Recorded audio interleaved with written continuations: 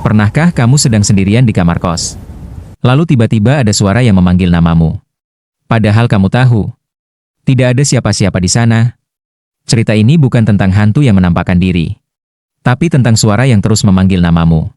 Sampai akhirnya aku sadar, yang memanggil namaku bukan manusia. Sebelum ceritanya berlanjut, kalau kamu suka cerita horor seperti ini, jangan lupa subscribe, aktifkan loncengnya, like videonya dan tulis komentar kalau kamu pernah ngalamin juga. Namaku Raka. Aku tinggal di sebuah kos tua di pinggiran kota. Kos ini murah, sepi, dan jarang diminati mahasiswa lain. Tapi waktu itu aku tidak punya banyak pilihan. Yang penting dekat kampus dan tidak mahal. Awalnya semuanya terasa biasa saja. Kamar nomor 7, ukurannya sempit. Cat dindingnya kusam, lantainya dingin, dan jendelanya menghadap ke gang kecil yang jarang dilewati orang. Pemilik kos, seorang ibu tua, hanya berpesan satu hal waktu aku pertama kali masuk. Kalau malam, jangan suka buka pintu lama-lama. Aku mengangguk waktu itu. Kupikir cuma nasihat biasa. Malam pertama, kedua, sampai minggu pertama tidak ada kejadian apapun. Aku kuliah seperti biasa. Pulang malam, tidur, bangun, hidup normal. Sampai malam itu. Malam ketika aku pertama kali mendengar, namaku dipanggil. Jam sudah lewat tengah malam. Sekitar pukul 12:30. Aku masih terjaga, duduk di kasur sambil memainkan ponsel. Lampu kamar menyala redup. Suasana kos sangat sepi. Tidak ada suara motor, tidak ada suara orang. Tiba-tiba, Raka. Aku berhenti menggerakkan jari. Aku menoleh ke arah pintu kamar. Suara itu pelan. Seperti bisikan. Aku mengira mungkin hanya suara angin atau orang lewat di gang. Aku kembali melihat ponsel. Lalu terdengar lagi. Raka. Kali ini lebih jelas. Aku langsung berdiri. Jantungku berdegup lebih cepat. Suara itu terdengar dari dalam kamar. Bukan dari luar. Bukan dari lorong. Tapi dari arah dekat lemari bajuku. Siapa? Tanyaku pelan. Tidak ada jawaban. Aku menelan ludah. Mungkin aku capek. Mungkin halusinasiku sendiri. Aku mencoba menenangkan diri, lalu duduk kembali. Tapi beberapa detik kemudian. Raka. Sini. Suaranya sangat dekat. Aku merinding. Suara itu bukan suara laki-laki. Bukan juga suara perempuan dewasa. Nadanya datar, dingin, seperti suara orang yang menahan nafas terlalu lama. Aku memberanikan diri berdiri dan mendekati lemari. Tanganku gemetar saat memegang gagang pintu lemari. Kupikir, mungkin tikus. Atau mungkin suara kucing. Aku butuh penjelasan logis. Aku buka pintu lemari itu. Kosong. Tidak ada siapa-siapa. Tapi bau aneh langsung tercium. Bau busuk, seperti kain basah yang lama tidak dijemur. Bau yang tidak seharusnya ada di lemari yang setiap hari kupakai. Aku menutup lemari itu dengan cepat. Dan saat aku berbalik badan, lampu kamar tiba-tiba mati. Kamar menjadi gelap, gelap total. Aku terpaku. Ponselku ada di kasur. Aku tidak bisa melihat apapun. Nafasku mulai tidak teratur. Lalu dari kegelapan itu, kenapa lama, Raka?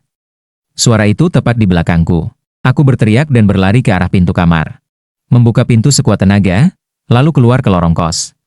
Lampu lorong menyala terang. Aku terengah-engah, keringat dingin membasahi punggungku. Beberapa pintu kamar lain tertutup rapat. Tidak ada yang keluar. Aku menoleh ke dalam kamarku.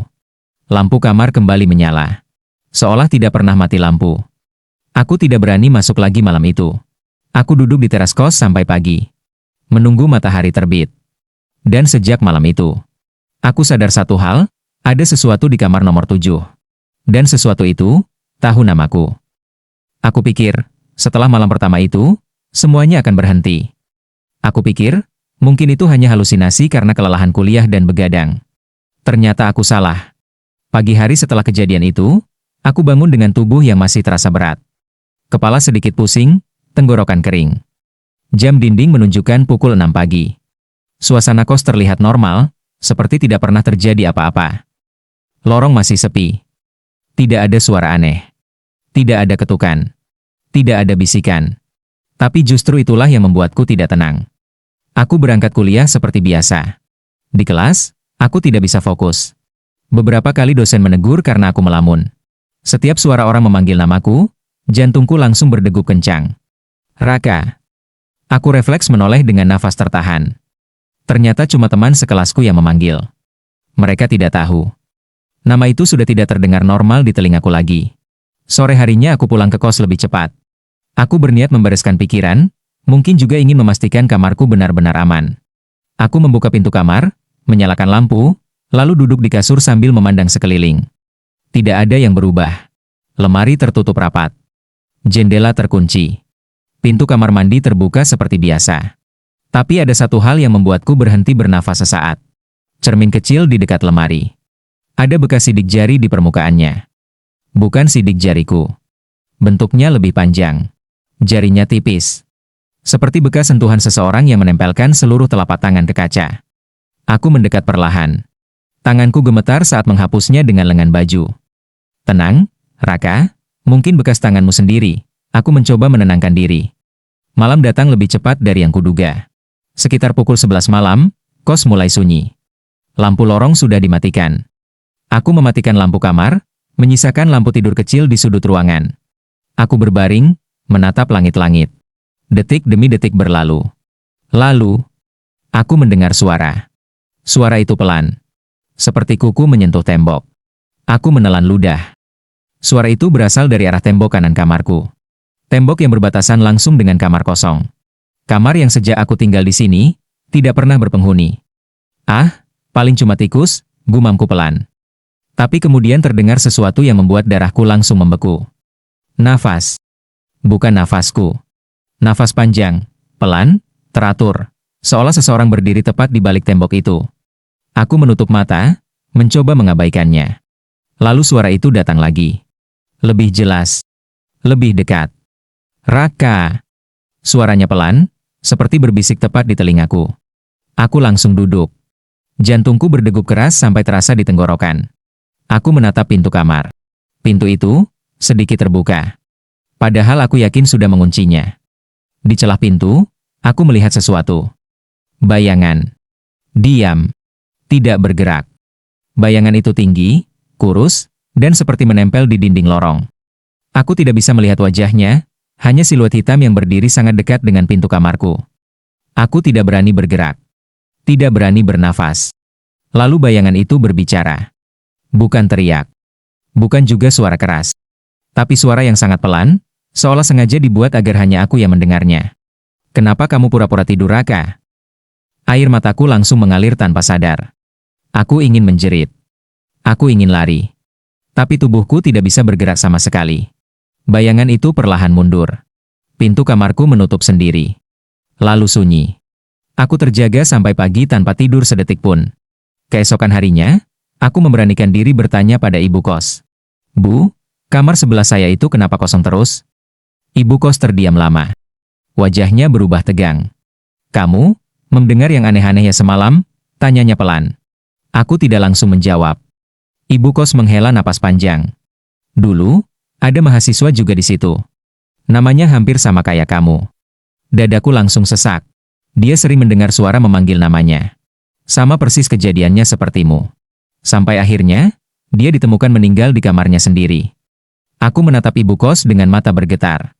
Sejak itu, kamar itu dikosongkan. Aku balik ke kamar dengan kaki lemas. Malam itu, aku duduk di kasur, memeluk lutut. Aku baru sadar satu hal yang membuatku ingin muntah. Suara itu bukan memanggil sembarang nama. Dia memanggil nama orang yang akan digantikan. Dan malam ini, aku tahu, dia akan datang lagi. Sejak malam itu, aku tidak pernah lagi merasa sendirian. Meskipun di kos hanya ada aku. Pagi setelah kejadian suara dari tembok kamar sebelah, aku bangun dengan kepala berat. Mataku perih, tenggorokanku kering, dan tubuhku terasa seperti belum tidur sama sekali. Aku duduk di kasur, menatap pintu kamar yang tertutup rapat. Tidak ada apa-apa. Kos tampak normal. Tapi perasaan di hatiku, tidak. Aku masih ingat jelas suara itu. Bukan suara orang lain. Bukan suara asing. Itu seperti suaraku sendiri. Memanggil namaku, dari tempat yang tidak mungkin. Aku mencoba menenangkan diri. Mungkin aku kelelahan. Mungkin stres kuliah.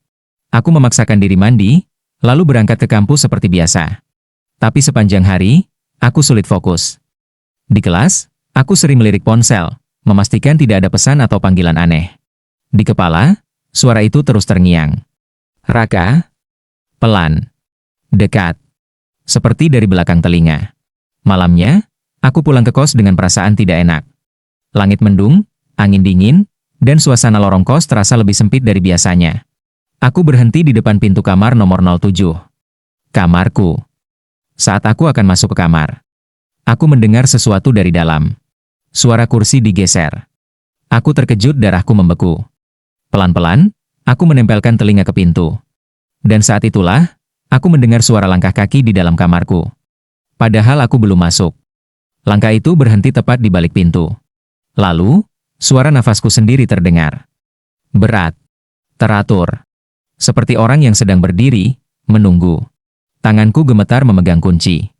Otakku menjerit agar aku pergi, tapi kakiku seperti tertanam di lantai. Kemudian suara itu berbicara. Dengan suaraku sendiri. Masuk, Raka. Aku mundur satu langkah. Jantungku berdetak begitu keras sampai rasanya ingin keluar dari dada. Siapa di dalam? Tanyaku lirih. Tidak ada jawaban. Aku memberanikan diri membuka pintu. Perlahan. Kamar kosong. Tidak ada siapa-siapa. Kasur rapi. Meja belajar kosong. Kursi di posisi semula.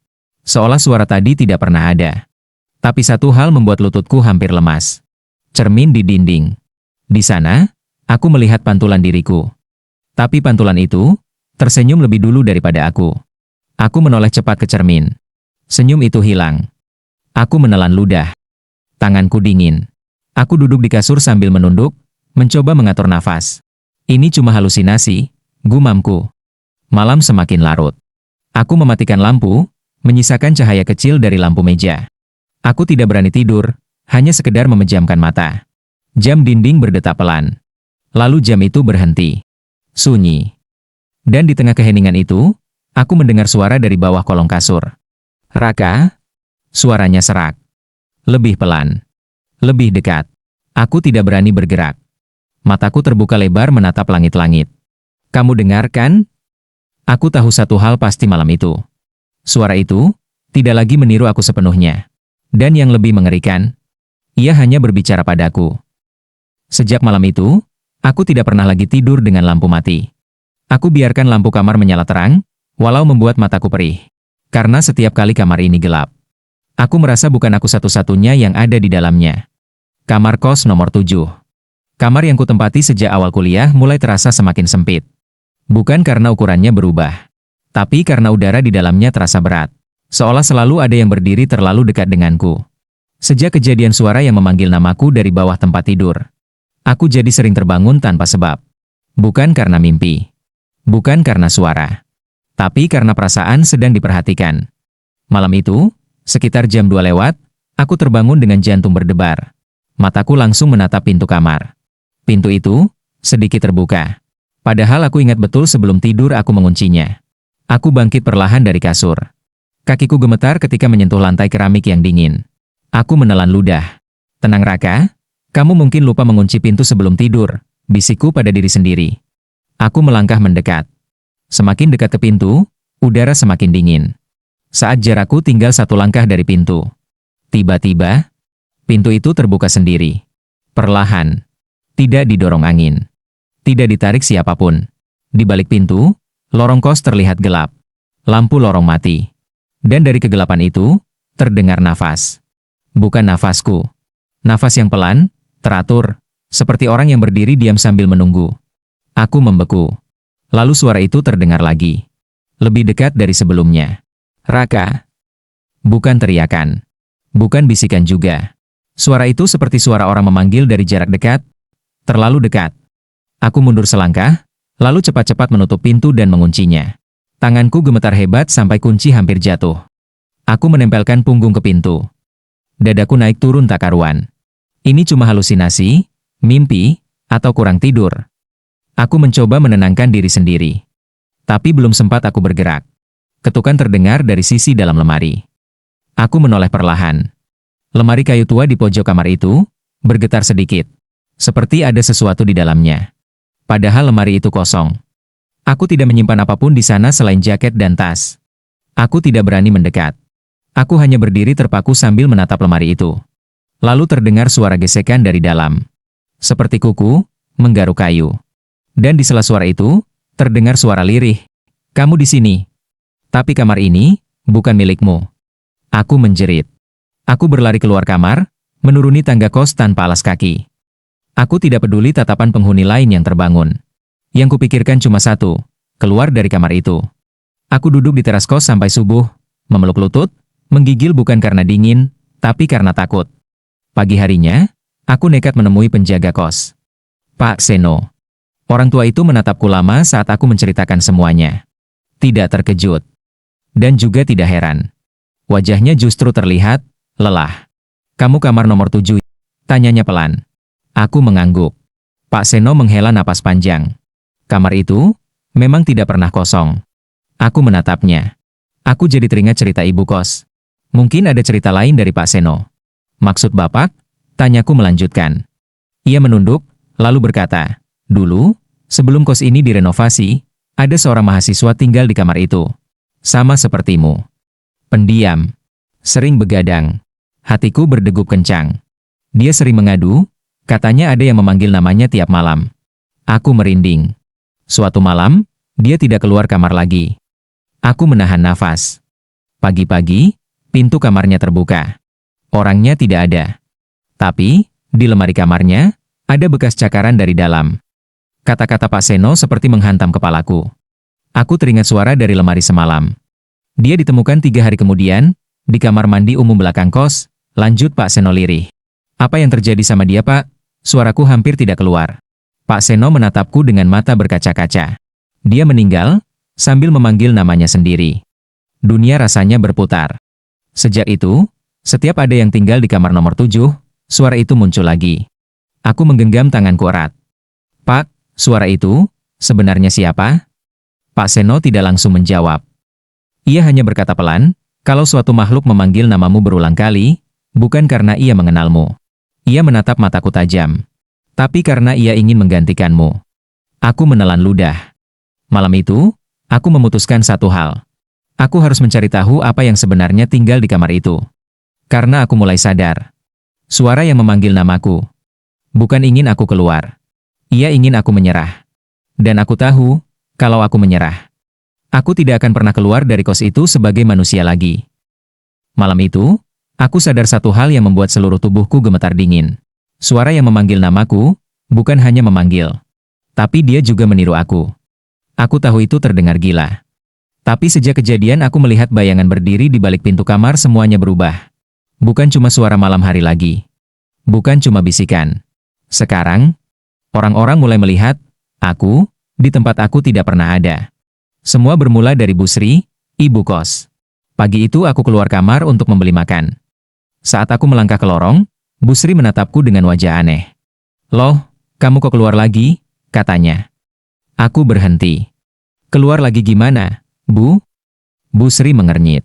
Lah, tadi subuh kamu kan keluar dari kamar, berdiri di depan kamar kosong, terus balik masuk lagi. Ibu pikir kamu lagi sakit. Jantungku langsung berdetak keras. Bu, saya baru bangun jam 7. Wajah Bu Sri mendadak pucat. Dia tidak bicara lagi. Hanya masuk ke dapurnya sambil bergumam pelan. Sejak saat itu, aku mulai diperhatikan. Siangnya, temanku Dimas mengirim pesan. Raka, semalam kamu ke kosanku ya? Aku bingung. Enggak. Kenapa? Balasannya membuat tanganku gemetar. Soalnya jam 2 pagi ada yang berdiri di depan pintu kos. Mukanya mirip kamu, diam saja. Pas aku buka pintu, udah nggak ada. Aku membaca pesan itu berulang kali. Jam 2 pagi. Jam yang sama, jam ketika suara itu selalu memanggil namaku dari dalam kos. Malam itu aku tidak berani tidur. Aku duduk di atas kasur, lampu menyala, ponsel di tangan. Jam dinding berdetak terlalu keras. Pukul 1.57. Aku menahan napas. Dan tepat pukul 02.00, bukan suara panggilan yang datang, melainkan suara langkah kakiku sendiri. Dari luar kamar. Pelan. Berat. Seperti seseorang yang menirukan caraku berjalan. Langkah itu berhenti tepat di depan pintu kamarku. Lalu, aku di luar. Raka. Suara itu adalah suaraku sendiri. Nada bicaranya sama. Intonasinya sama. Bahkan cara menyebut namaku sama persis. Tubuhku kaku. Aku cuma mau masuk. Suara itu berkata lagi. Kenapa kamu gak mau buka pintu? Aku menutup mulutku agar tidak bersuara. Keringat dingin mengalir deras. Raka, aku capek berdiri di sini. Pegangan pintu mulai bergerak perlahan. Aku berteriak sekuat tenaga, "Siapa kamu?" Langkah itu langsung berhenti. Hening. Lalu terdengar suara tawa pelan, yang bukan suaraku. Kalau bukan aku. Terus siapa yang selama ini panggil kamu? Lampu kamarku tiba-tiba mati. Dalam gelap, aku melihat bayangan berdiri di depan pintu. Tingginya sama denganku, posturnya sama denganku, tapi wajahnya kosong. Tidak ada mata. Tidak ada mulut. Dan di tengah wajah kosong itu, terdengar bisikan terakhir malam itu, "Kalau aku selesai jadi kamu nggak perlu ada lagi." Aku pingsan.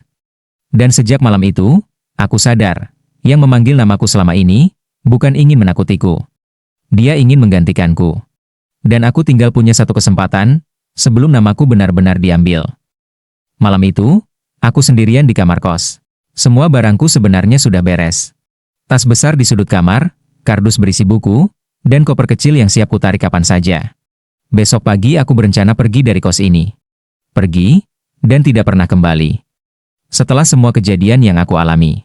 Saat aku melihat pintu kamarku terbuka sendiri, dan suara itu memanggil namaku tepat di belakangku, aku sadar satu hal, kos-kosan ini tidak akan membiarkanku pergi begitu saja. Lampu kamar menyala redup. Jam di dinding menunjukkan pukul 2.17 dini hari. Jam yang sama, jam ketika suara itu pertama kali memanggil namaku berbulan-bulan lalu. Aku duduk di tepi kasur, menatap pintu kamar dengan jantung berdegup keras. Aku berusaha meyakinkan diri, ini malam terakhir. Bertahan sedikit lagi. Lalu, ketukan pelan terdengar dari pintu. Aku membeku. Bukan ketukan keras. Bukan juga ketukan seperti orang minta tolong. Ketukan itu, seperti seseorang yang tahu aku ada di dalam. Aku tidak menjawab. Ketukan berhenti. Aku menarik napas lega. Sampai terdengar suara itu. Pelan. Dekat. Sangat dekat. Raka? Bukan dari luar pintu. Bukan dari lorong. Suara itu datang dari dalam kamar. Aku berdiri cepat. Mataku menyapu seluruh ruangan. Kosong. Tidak ada siapa-siapa. Tapi lemari di sudut kamar. Pintunya terbuka sedikit, padahal tadi kututup rapat. Dari celah gelap lemari itu, tercium bau busuk. Bau lembab. Bau kamar yang tidak pernah kena cahaya matahari. Dan suara itu terdengar lagi. "Kamu capek ya, Raka?" Kali ini aku yakin. Itu, suara diriku sendiri. Nada bicara sama. Intonasi sama. Tanganku gemetar. "Kamu cuma mau tenang. Kamu cuma mau tidur." Aku mundur selangkah. "Berhenti," bisikku. Lemari itu terbuka lebih lebar. Gelap, di dalamnya tidak wajar. Seperti bukan ruang lemari, melainkan ruang kosong yang dalam. Lalu aku melihatnya. Sosok itu keluar perlahan. Wajahnya, wajahku. Tapi matanya hitam pekat tanpa putih mata. Mulutnya tersenyum terlalu lebar. Lehernya miring tidak normal. Ia berdiri tepat di depanku. "Kamu gak perlu pergi, Raka. Aku bisa nemenin kamu di sini." Aku teringat semua kejadian sejak awal. Suara memanggil namaku tengah malam. Penghuni kos yang pergi satu persatu. Kamar nomor 7. Cermin yang memantulkan bayangan terlambat. Dan aku akhirnya mengerti. Makhluk ini tidak datang dari luar. Ia muncul saat aku pertama kali merasa sangat sendirian di kos ini. Saat aku lelah. Saat aku depresi. Saat aku sering bicara sendiri. Ia tumbuh dari diriku. "Kamu yang bikin aku ada," katanya sambil mendekat. "Dan sekarang, aku mau kamu tinggal." Lampu kamar mati. Gelap total. Aku meraba dinding. Aku tahu aku harus keluar. Sekarang. Aku berlari ke pintu dan menarik gagangnya. Tidak bisa dibuka. Di belakangku, aku merasakan nafas dingin di tengkuku. "Kalau kamu pergi, lalu aku kemana, Raka?" Aku memejamkan mata dan berteriak sekuat tenaga. "Aku bukan milikmu." Dan entah dari mana keberanian itu datang. Aku menabrakkan tubuhku ke pintu. Pintu terbuka. Aku terjatuh ke lorong kos. Lampu lorong menyala terang. Sunyi. Normal. Tidak ada siapa-siapa. Aku bangkit dan lari keluar kos tanpa menoleh. Pagi itu aku pergi. Aku pindah kos. Pindah ke tempat kos yang baru. Memulai hidup baru. Sudah 6 bulan berlalu. Tidak ada kejadian aneh. Tidak ada suara. Tidak ada mimpi buruk. Sampai tadi malam. Aku sedang sendirian di kamar kos baruku. Jauh dari tempat kos yang lama. Lampu menyala. Suasana tenang. Lalu dari arah lemari, terdengar suara pelan. Raka? Aku menoleh. Dan saat itulah aku sadar. Ia tidak pernah tinggal di kos itu. Ia selalu ikut kemanapun aku pergi.